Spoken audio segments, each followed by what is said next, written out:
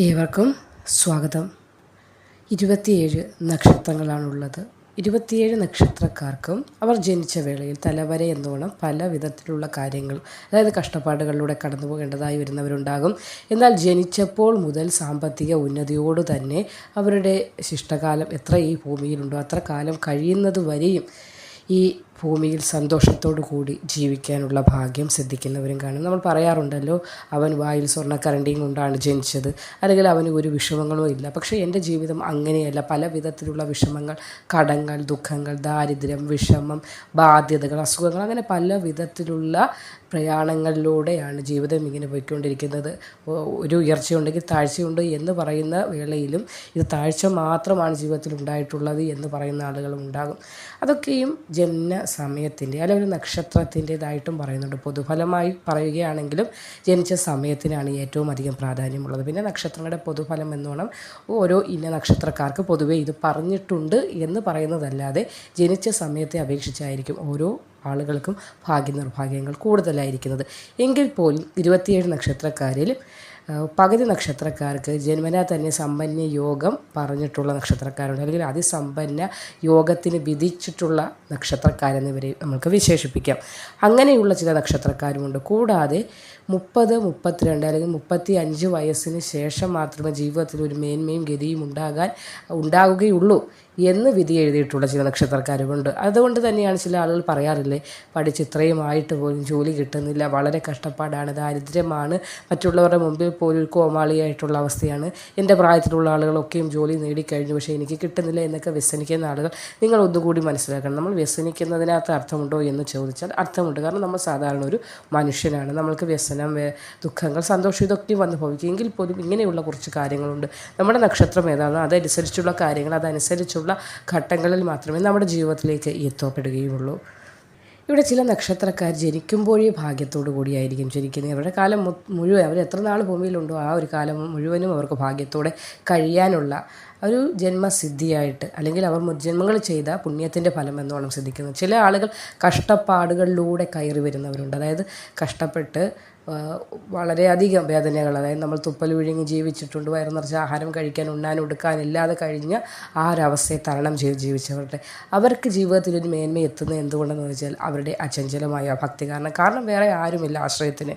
ദൈവം എന്നൊരു ആശ്രയത്തെ മാത്രമായിരിക്കും അവർ ഡിപ്പെൻഡ് ചെയ്ത് തൻ്റെ കഴിവുകൾ പരമാവധി ഉപയോഗിക്കും. അതുകൂടാതെ ദൈവം എന്ന ആ ഒരു ആശ്രയത്തെ മാത്രം മുന്നിൽ കണ്ട് ആ പാതയിലൂടെ നടന്നു നീങ്ങുന്നതിനാൽ അവർക്ക് ജീവിതത്തിൽ നേട്ടമുണ്ടാകും. അങ്ങനെയുള്ള ചില നക്ഷത്രക്കാരും അതുപോലെ തന്നെ 35 വയസ്സിന് ശേഷം മാത്രമേ ജീവിതത്തിൽ മേന്മയുണ്ടാകൂ എന്ന് ഉള്ള ചില നക്ഷത്രക്കാരുണ്ട്. അവന് മുമ്പേ ഉള്ള കാര്യങ്ങൾ ഉണ്ടാവുകയില്ല എന്നല്ല, എന്നാലും നല്ലൊരു ജോലി, ഒരു സ്ഥിരമായ ജോലി, സ്ഥിര വരുമാനം, സന്തോഷത്തോടു കൂടി ജീവിതം പുലർത്തുവാൻ സാധിക്കുന്ന ചില നക്ഷത്രക്കാരെന്നൊക്കെ നമുക്ക് ഇവരെ വിശേഷിപ്പിക്കാം. അങ്ങനെയുള്ള കുറച്ച് നക്ഷത്രക്കാരെ കുറിച്ചാണ് പറയാൻ പോകുന്നത്. ചാനൽ ആദ്യമായി കാണുന്നവരൊന്ന് സബ്സ്ക്രൈബ് ചെയ്ത് കാണാനായി ശ്രമിക്കുക.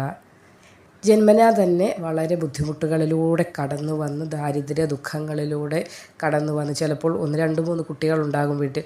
അവരുടെ എല്ലാം മൂത്ത ആളായിരിക്കും ചിലപ്പോൾ ഏറ്റവും ആ കാര്യങ്ങൾ, ആ ബാക്കിയുള്ള കുട്ടികളുടെ കാര്യങ്ങളൊക്കെ നോക്കണം. അങ്ങനെയുള്ള അവസ്ഥകളൊക്കെയും തരണം ചെയ്ത് പഠിത്തം പോലും ശരിയായ രീതിയിൽ നടക്കാതെ വന്ന ആളുകളുണ്ട്. ഇന്നത്തെ കാലത്ത് അങ്ങനെ ഇല്ല. പണ്ടൊക്കെയുള്ള കാലങ്ങളിലെ കാര്യം പറയുകയാണെങ്കിൽ പോലും അവരുടെ അചഞ്ചലമായ ഭക്തിയാണ്, ചഞ്ചലത ഇല്ലാത്ത അല്ലെങ്കിൽ കളങ്കമില്ലാത്ത ഭക്തിയായിരിക്കും അവരെ പിന്നീട് ഏറ്റവും വലിയ ഭാഗ്യവാനും കോടീശ്വരനുമാക്കി ഈ ലോകത്തിന് വാഗ്ദാനം നൽകുന്നത്, അല്ലെങ്കിൽ ലോകത്തിന് സമർപ്പിക്കുന്നത്.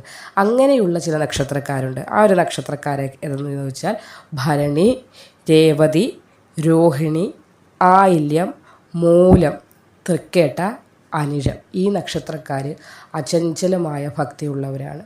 അവർ ഭക്തി എന്ന് പറഞ്ഞാൽ അവരുടെ ജീവശ്വാസം പോലെ. ഇവർക്കും ഭക്തി അങ്ങനെ തന്നെയാണ്. എങ്കിൽ പോലും ഒരു വിഷമം വന്നാൽ ചില ആളുകളുണ്ട് ദൈവത്തിനെ തള്ളി പറഞ്ഞാൽ ഇത്രയും വഴിപാടുകൾ സമർപ്പിച്ചിട്ട് പോലും എനിക്കൊന്നും ആയില്ല, അതുകൊണ്ട് ഇനി ആരും അത് ചെയ്യണ്ട. ഇവിടെ തന്നെ എന്തെങ്കിലുമൊക്കെ ജോലിയുടെ കാര്യം പറഞ്ഞ് ഞാൻ ഒരു വഴിപാടുകൾ പറയുമ്പോൾ ചില ആളുകൾ പറയാറുണ്ട് അത് എനിക്കൊന്നും ശരിയായിട്ടില്ല. നമ്മളത് അങ്ങനെ വേറൊരാൾ ഇപ്പോൾ എനിക്കൊരു കാര്യം ശരിയായില്ലെങ്കിൽ അത് അങ്ങനെ ആവണമെന്നില്ല വേറൊരാൾക്ക്. അയാൾക്കത് ശരിയാവും. കാരണം എന്താണ്, ഞാൻ ചിലപ്പോൾ അത് നേർച്ച പോലെ അങ്ങ് സമർപ്പിച്ചതായിരിക്കും. അയാൾ പക്ഷേ ആ സമർപ്പണത്തിനോടൊപ്പം അദ്ദേഹത്തിൻ്റെ ഹൃദയവും കൂടി ഭഗവാനിലേക്ക് സമർപ്പിച്ചിട്ടായിരിക്കും അത് ചെയ്യുന്നത്.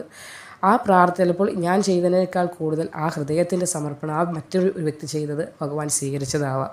അപ്പോൾ അതുകൊണ്ട് തന്നെ നമ്മളെപ്പോഴും പ്രാർത്ഥനയിൽ നമ്മുടെ ഹൃദയം ഭഗവാൻ ആദ്യം സമർപ്പിക്കുക. അതുകൊണ്ട് അങ്ങനെ പ്രാർത്ഥിക്കുമ്പോൾ മാത്രമേ നമ്മൾ ആഗ്രഹിക്കുന്ന അല്ലെങ്കിൽ നമ്മൾ എന്താണോ നമ്മുടെ മനോകാമന ആ കാമന പൂർത്തീകരിക്കത്തുള്ളൂ. അതുകൊണ്ട് ഈ നക്ഷത്രക്കാർ ചഞ്ചലമായ മനസ്സല്ല, ചഞ്ചലമായ ഭക്തിയാണ്.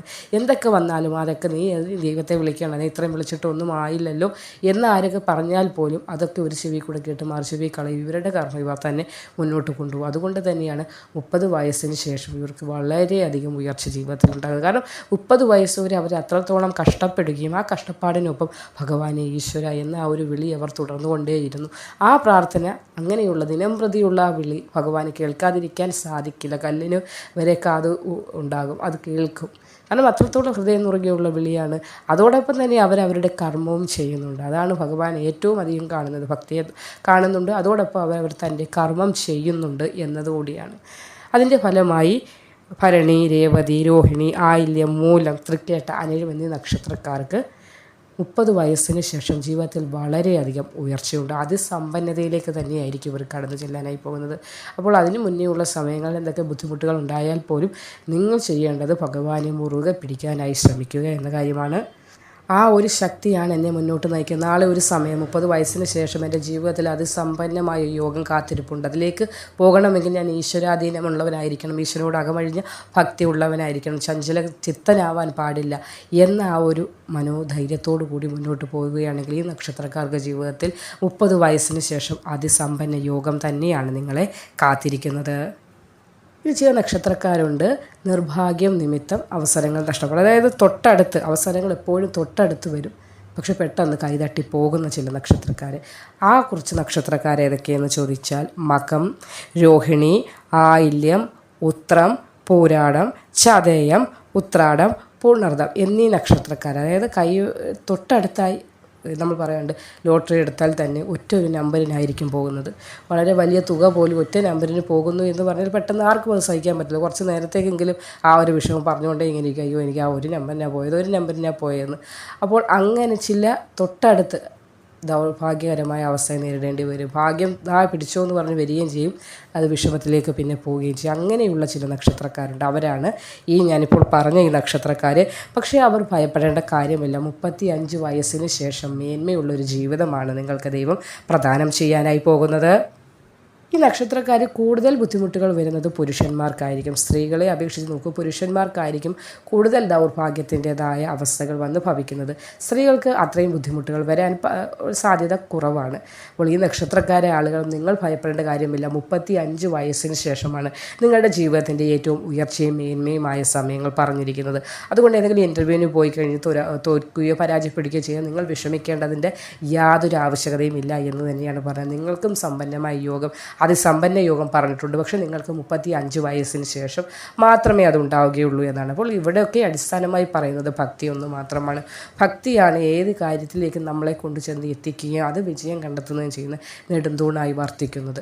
അതുകൊണ്ട് തന്നെ ഭക്തിയോടുകൂടി മുന്നോട്ട് പോവുക. നിങ്ങളുടെ ഈ പറഞ്ഞ ഇത്രയും നക്ഷത്രക്കാർക്ക് വളരെയധികം ഭാഗ്യമാണ് 30-35 വയസ്സിന് ശേഷം ജീവിതത്തിൽ ഉണ്ടാകുവാനായി പോകുന്നത്. നന്ദി.